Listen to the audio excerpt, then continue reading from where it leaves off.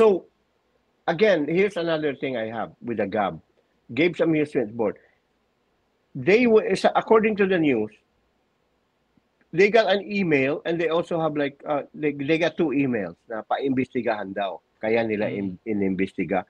They should not have waited for the email. Kasi the GAB has motu proprio, meaning to say, ability to investigate even if, without the, for instance, PBA, kung may event dyan sa PBA, hindi nila kailangan na cooperation or request ng PBA.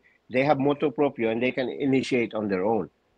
They should not have waited na may nag-email sa kanila na, imbestigahan to, o may nag-forward sa kanila sa video ni Casimero.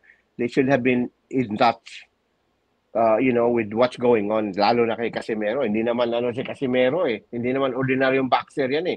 That we give to him. He's high profile talaga. Diba?